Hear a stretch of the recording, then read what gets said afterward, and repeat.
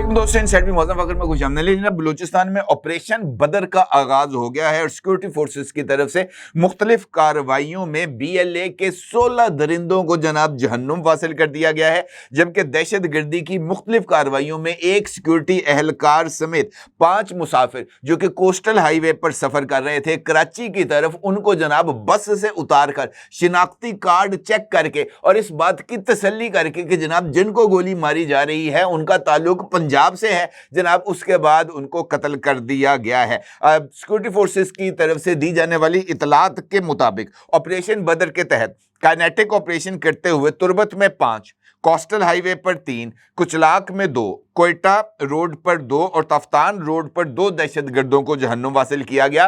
और वजीर आला बलूचिस्तान जनाब सरफराज बुख्ती ने ऑपरेशन बदर की तस्दीक और उसके तहत होने वाली कार्रवाइयों की तस्दीक करते हुए इस बात का भी इशारा दे दिया है कि अभी जनाब ये ऑपरेशन का नुक्ता आगाज है और अगरचे इस ऑपरेशन का दायरा कार महदूद है, लेकिन अगर जरूरत पड़ी तो बलूचिस्तान में एक लार्ज स्केल ऑपरेशन भी हो सकता है, जो कि इस बात की तरफ वाज़ेह तौर पर इशारा है कि रियासत की तरफ से बलूचिस्तान की सूरत हाल को कंट्रोल करने के लिए हर तरह के इकदामात करने का फैसला कर लिया गया है। अब एक जानिब ये तमाम कार्रवाइयां हैं और दूसरी जानिब रियासत बलूचिस्तान पर अपनी रिट को इस्टेब्लिश करने के लिए हर तरह के इकदामात करती हुई नजर आ रही है। और खास तौर पर सानिया जाफर एक्सप्रेस के बाद अब आज जाफर एक्सप्रेस ने दोबारा बलूचिस्तान की तरफ सफर का आगाज कर दिया है और पेशावर से मुसाफिरों को लेकर जाफर एक्सप्रेस कोयटा की तरफ रवाना हो चुकी है। और इसके साथ साथ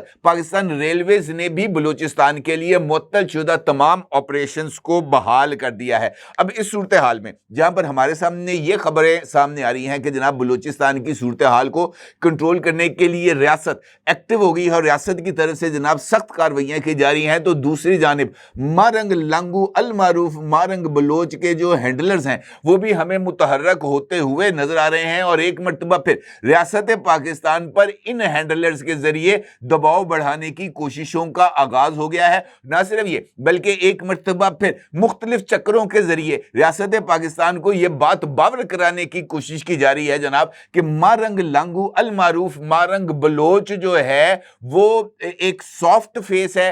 मारंग बलोच जो है जनाब वो बलूचियों की आवाज है और बलूचियों की आवाज को दबाया नहीं जा सकता। और इस हवाले से अक़वाम मुत्तहिदा की ह्यूमन राइट्स कमेटी की तरफ से भी एक प्रेस रिलीज जारी की गई है, जिसका अक्स आप इस वक्त अपनी स्क्रीन पर देख सकते हैं। इस प्रेस रिलीज में हुकूमत पाकिस्तान पर दबाव डाला गया है जनाब कि वो बलूचिस्तान में इंसानी हकूक की खिलाफ वर्जियों का नोटिस ले, बलूचिस्तान के अंदर बलूचों के हकूक के लिए आवाज उठाने वाली जो तवाना आवाजें हैं इनको ताकत के जोर से खामोश कराने की कोशिशों को तर्क कर दे।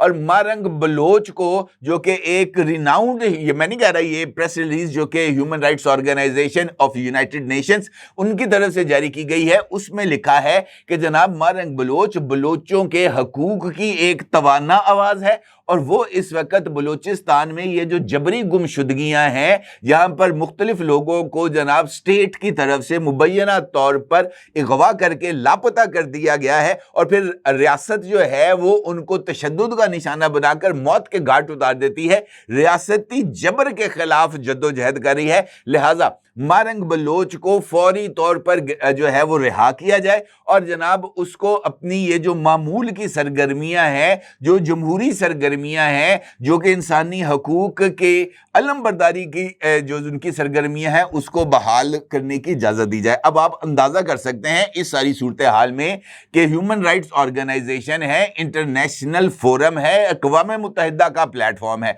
लेकिन आपको इस तरह की 3 सफ़हात पर मुश्तमिल तवील तरीन प्रेस रिलीज गजा के मुसलमानों के ऊपर आपको आती हुई नजर नहीं आएगी। हिंदुस्तान में मजलूम कश्मीरियों पर भारतीय फौज के मजालिम के हवाले से आपको इस तरह की प्रेस रिलीज जारी होती हुई नजर नहीं आएगी। रमजानुल मुबारक में भूखे और तमाम तर सहूलियात से महरूम, गजा के हॉस्पिटल पर काम करने वाले डॉक्टरों को निशाना बनाने वाली इसराइली फौज के खिलाफ आपको इस तरह की प्रेस रिलीज नजर नहीं आएगी। नजर आएगी तो बलूचिस्तान के हवाले से। अब बलूचिस्तान में और वहां पर भी बीएलए के सॉफ्ट फेस के तौर पर डॉक्टर मारंग लांगू अल मारूफ मारंग बलूच के हवाले से, तो फिर सवाल यही सामने आता है ना जनाब कि ये जो इंटरनेशनल कुव्वतें हैं जो कि बलूचिस्तान के जरिए पाकिस्तान को कमजोर करने के चक्कर में ये जो सारे का सारा खेल रचा रही हैं, ये तमाम की तमाम इंटरनेशनल एजेंडा है और उस इंटरनेशनल एजेंडे को आगे बढ़ाने की कोशिश की जा रही है इसी खातून के जरिए, बीएलए के जरिए। क्योंकि बहुत सारे दोस्तों ने मेरे ये जो मैंने अभी रिसेंटली डॉक्टर मारंग के हवाले से वीडियोस की हैं उसमें उन्होंने मुझ पर एतराज किया है। मुख्तलिफ कमेंट सेक्शंस के अंदर मुख्तलिफ लोगों की तरफ से ये बात कही गई है कि जनाब आप ये जो लापता अफराद हैं इनके हवाले से आवाज बुलंद नहीं करते, या आप जनाब हर वक्त ये जो मारंग बलोच है इस पर तनकीद करते रहते हैं। कुछ लोगों ने तो, या पाकिस्तान के अंदर वैसे ही ये वतीरा बन चुका है कि जो लोग आपकी मर्जी की बात नहीं करते या आपकी राय से इख्तलाफ करते हुए अपना मौकफ पेश करते हैं तो उनको टाउट कह दिया जाता है, लफाफा कह दिया जाता है, या इनको यह कह दिया जाता है कि जनाब आप आईएसआई की जुबान बोल रहे हैं या आप फौज की जुबान बोल रहे हैं, कतई नजर इस बात से कि हिस्ट्री को देखा जाए। अब डॉक्टर मारंग ने अगरचे इस बात का आगाज किया, मैंने कल आपके साथ वीडियोस के अंदर इस बात का बाज़ाब्ता तौर पर जिक्र किया था कि बीएलए एक इंटरनेशनली रिकॉग्नाइज्ड टेररिस्ट ऑर्गेनाइजेशन है। अब किसी भी टेररिस्ट ऑर्गेनाइजेशन का जो भी निशान होता है, परचम होता है, झंडा होता है, क्या वो भी एक बैंड आइटम नहीं होती? यकीनी तौर पर बैंड आइटम होती है। जब आप ये जो है डॉक्टर मारंग, ये उसके वालिद जिसके बारे में डॉक्टर मारंग खुद ये कहती है कि जनाब उसको सिक्योरिटी फोर्सेस ने कत्ल किया है, उसकी कब्र के ऊपर बीएलए का झंडा लगाया गया होता है, तो ये किस बात की निशानदेही होती है? ये इसी बात की निशानदेही हो रही होती है कि डॉक्टर मारंग जो है वो बीएलए का एक सॉफ्ट फेस है जिसके जरिए सियासी हमदर्दियों को और इंटरनेशनल ऑर्गेनाइजेशंस को जो है वो राम करने की कोशिश की जाती है। इसके अलावा और कुछ नहीं है। अब अगर ये बात कही जाए कि जनाब आपने पाकिस्तान के अंदर जो लोग हैं ये ज्यादातर ना हिस्ट्री पढ़ना पसंद नहीं करते। अगर आप, अब तो खैर बहुत सारी आसान से टूल्स आ गए, अपने मोबाइल के ऊपर आप चैट जीपीटी कर लें या आप डीप सीक के ऊपर जाकर ना सिर्फ 2 लफ्ज लिख दें कि जनाब बलूचिस्तान के अंदर ये जो दहशतगर्दी थी या बलूचिस्तान के अंदर ये जो अलहदगी पसंद मूवमेंट थी ये कब शुरू हुई थी और किसने शुरू की थी, आपको सारा कुछ पता चल जाएगा। अब आप मुझे ये बताएं कि 1948 यानी क़याम पाकिस्तान के सिर्फ 1 बरस के बाद बलूचिस्तान के अंदर पहली तहरीक का आगाज होता है 1948 में। उस वक्त जनाब कौन से डिस्प्लेस्ड लोग थे, उस वक्त कौन से जनाब लापता अफराद थे? 1948 के अंदर पहली मर्तबा जो है ये तहरीक का आगाज हुआ था अलहदगी पसंद, जब खान ऑफ कल्लात मीर अहमद यार खान ने जो है वो पाकिस्तान में शमूलियत का ऐलान किया था। उस वक्त बलूचिस्तान के कई सरदार, नवाब अख्तर बुख्ती पाकिस्तान के हामी थे, लेकिन खान ऑफ कल्लात के भाई अब्दुल करीम खान ने इस फैसले को मुस्तरद कर दिया था और अफगानिस्तान से मदद मांगकर बलूचिस्तान की अलहदगी के लिए मुसल्लह जद्दोजहद का आगाज किया था। लेकिन उस वक्त भी पाकिस्तानी फौज ने इस बगावत को ख़त्म कर दिया था। फिर दूसरी लहर 1950 से 1960 की दहाई में आई, जब मरी और मैंगल कबाइल की तरफ से रियासत के खिलाफ बगावत का आगाज हुआ।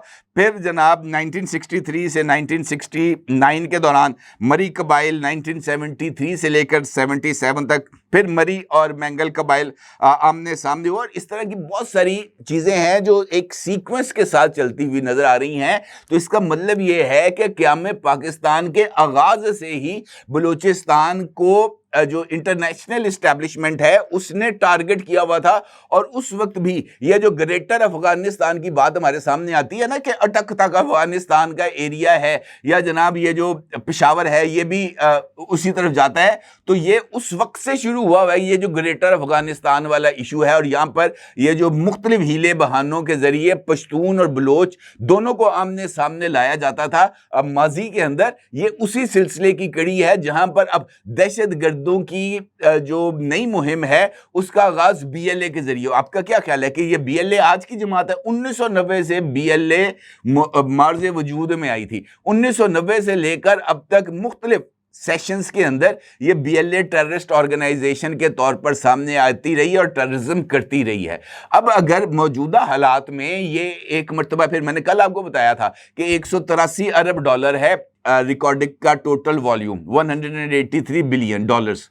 अब ये 183 अरब डॉलर का सिर्फ एक प्रोजेक्ट है। इसका मतलब ये है कि बलूचिस्तान के अंदर इस तरह के सैकड़ों प्रोजेक्ट्स अवेलेबल हो सकते हैं। मामला सिर्फ ये है कि आपने उस जगह की निशानदेही करनी है और वहां से माइनिंग करनी है, तो आपके जो है ना वो लहरें पैरे हो जाएंगी। इसी चीजों को रोकने के लिए ये जो दहशतगर्दी है वो स्टार्ट की गई है और फिर पॉलिटिकली एक कॉन्फ्रंटेशनल सिचुएशन को डेवलप करने के लिए मारंग लांगू को सामने लाया गया है ताकि वो बीएलए की कार्रवाइयों का जवाब फराहम करती रहे। इसके अलावा और कोई चीज नहीं। आप अंदाजा करें कि यूएन के सिक्योरिटी, ये जो है human rights organisation of the United Nation, उसकी तरफ से प्रेस रिलीज जारी की जाती है, दफ्तर खारजा उसको मुस्तरद करता है और फिर डॉक्टर मारंग लांगू की बहन एक प्रेस कॉन्फ्रेंस करती है और उस प्रेस कॉन्फ्रेंस में इस बात का इजहार करती है कि मारंग बलोच पर दौराने हिरासत तशद्दुद किया जा रहा है, मारंग बलोच से गैर इंसानी सलूक किया जा रहा है, मारंग बलोच को जनाब गैर मियारी खाना फराहम किया जा रहा है। और ये वही सारे का सारा बयानिया है जो इमरान खान की जेल के मौके पर शुरू किया गया था कि जहर दिया जा रहा है, स्लो पॉइजनिंग की जा रही है, डॉक्टर मारंग के साथ नारवा सलूक किया जा रहा है, उसको ब्लैकमेल करने की कोशिश की जा रही है, उसको दबाने की कोशिश की जा रही है, मुख्तलिफ इल्ज़ामात के जरिए जनाब उसको बहकाने की कोई हर तरह की ऑफर्स की जा रही हैं।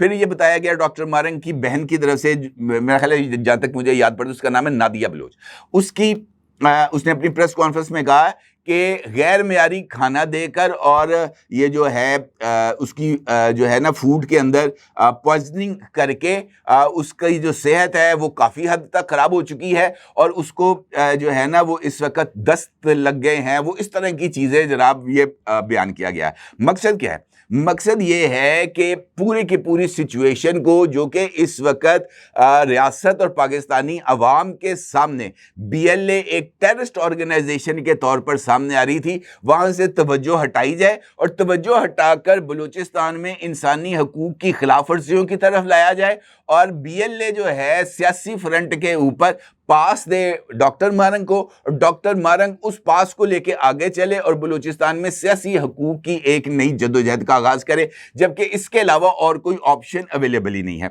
अब ना सिर्फ ये कि बहुत सारे और लोग इस खेल के अंदर शामिल हो चुके हैं, कई सियासी किरदार इसमें सामने आ चुके हैं। अख्तर मैंगल साहब जो कि साबिक वज़ीर आला हैं बलूचिस्तान के, उनकी तरफ से 3 मरहलों का ऐलान किया गया था। पहले मरहले पर हड़ताल थी, दूसरे मरहले पर मुजाहरे थे और अब उनकी तरफ से लॉन्ग मार्च है जो वड से शुरू होगा और कोयटा तक आएगा। और इसके लिए ये जो हैं अख्तर मैंगल साहब, ये उनका ये ऐलान है कि मैं ख़ुद इस लॉन्ग मार्च की क़यादत करूँगा। इतलात इस हवाले से भी हैं कि बलूचिस्तान की एक बड़ी सरकर्दा शख्सियत की गिरफ़्तारी अगले चंद घंटों के अंदर मुतवक्के है। इम्कान ये ज़ाहिर किया जा सकता है कि वो बड़ी शख्सियत अख्तर मैंगल भी हो सकते हैं या कोई और भी हो सकता है। और इसी हवाले से ये जो हैं सरफराज बुख्ती साहब, जिसका जिक्र मैंने आपसे गुफ्तगू के आगाज़ में किया था कि उन्होंने इस बात की तस्दीक की है कि ऑपरेशन बदर चलना शुरू हो गया है, काइनेटिक ऑपरेशन है। और उसके साथ साथ उन्होंने इस बात का भी इशारा दिया था बलूचिस्तान हाउस इस्लामाबाद में प्रेस कॉन्फ्रेंस के दौरान कि जनाब हम एक लार्ज स्केल ऑपरेशन भी शुरू कर सकते हैं। और उनसे ये सवाल हुआ था कि क्या सूबे की मौजूदा सूरत हाल के पेश नज़र बतौर वज़ीर आला आप समझते हैं कि मिलिट्री ऑपरेशन की ज़रूरत है? सरफराज बुख्ती का कहना था कि हमें ख़तरे से निपटना है, सूबे में स्मार्ट काइनेटिक ऑपरेशन की ज़रूरत है, जबकि इंटेलिजेंस बेस्ड ऑपरेशन पहले भी चल रहे हैं। अलबत्ता ज़रूरत पड़ने पर बलूचिस्तान में फ़ौजी ऑपरेशन और लार्ज स्केल ऑपरेशन जो है वो उसको रूल आउट नहीं किया जा सकता। उनका ये कहना था कि जनाब ये जो है खैबर पख्तूनख्वा में और बलूचिस्तान में शिद्दत पसंदों के ख़िलाफ़ एक नए ऑपरेशन बदर के तहत कार्रवाइयों का आगाज़ जो है वो हो चुका है और जाफ़र एक्सप्रेस हमले के बाद सूबे में ट्रेन सर्विस का दोबारा आगाज़ भी हो चुका है। उनका ये कहना था कि बलूचिस्तान और कराची में बलोच यकजहती कमेटी के ज़ेर इंतज़ाम अपने मुतालबात की मंजूरी के लिए एहतजाज किए जा रहे हैं। अलबत्ता डॉक्टर मारंग की ये जो गिरफ्तारी है और इन ख़वातीन की गिरफ्तारी ये एक आखिरी ऑप्शन था। उनका ये कहना था कि हमारे पास ठोस सबूत मौजूद हैं कि बलोच यकजहती कमेटी इन दहशत गर्दों को सपोर्ट करती है और ये दहशत गर्दों की प्रॉक्सी हैं, ये दहशत गर्दी को जायज़ करार देना चाहते हैं। फिर उनसे सवाल हुआ सरफराज बुख्ती साहब से कि अगर बलोच यकजहती कमेटी के कालदम BLA के साथ रियासत मुखालिफ सरगर्मियों के साथ इनके इंगेज होने के आपके पास सबूत हैं तो वो सबूत पेश किए जाएं, वो भी ताहाल सामने नहीं आए। तो उस पर सरफराज बुख्ती साहब का कहना था कि अप्रोप्रिएट फोरम के ऊपर ये तमाम शवाहिद जो हैं वो पेश कर दिए जाएंगे। प्रेस कॉन्फ्रेंसेस के अंदर इस तरह के सबूत जो हैं वो फराहम नहीं किए जाते। अब ये जो सिचुएशन जिस तरह मैंने आपसे बताया, ये रियासत की तरफ से इस बात का फैसला कर लेना कि जनाब हमने अब इनको मुका देना है। दहशतगर्दी देखें ये एक रवैये का नाम है, इसको आप एक माइंडसेट है, इसको आप जो है ना वो YouTube पर बैठकर मेरे जैसे लोग दलीलें दे के ख़त्म नहीं कर सकते। वो कहते हैं ना कि जो डंडे का पीर है ना, डंडा ही सबका पीर होता है। जो लातों के भूत हैं वो बातों से नहीं मानते। अब अगर लातों से मनवाया जाएगा और डंडा पीर हरकत में आएगा तो ये सारे के सारे बहुत सारे भूत हैं ना वो निकल जाते हैं। अब इसके अलावा कोई और ऑप्शन नहीं। जिस तरीके से मैंने आपसे कहा कि बलूचिस्तान के अंदर ख़ास तौर पर अभी जो जिस तरह मैंने आपको बताया था वो 5 जो पंजाबियों को मारा गया, अब कहाँ मारा गया? गवादर में। अब गवादर भी एक नया जो है ना वो हब है तिजारती और सरगर्मियों का मरकज़ है मईशत की बहाली के हवाले से। तो ये तो तमाम चीज़ें हैं, इनको हम एक दूसरे से अलग करके नहीं देख सकते। और अगर पाकिस्तान ने तरक्की करनी है, पाकिस्तान ने और बलूचिस्तान ने तरक्की करनी है, मईशत ने तरक्की करनी है, तो फिर हमें इन दहशत गर्दों के ख़िलाफ़ आहनी हाथ से निपटते हुए इस शोरश का ख़ात्मा करना पड़ेगा। इसके अलावा हमारे पास कोई और ऑप्शन है ही नहीं और इस ऑप्शन को इस्तेमाल करने के अलावा कोई और चारा भी नहीं है। अपने ज़रूर इज़हार कीजिएगा। आपको बहुत शुक्रिया। अल्लाह हाफ़िज़।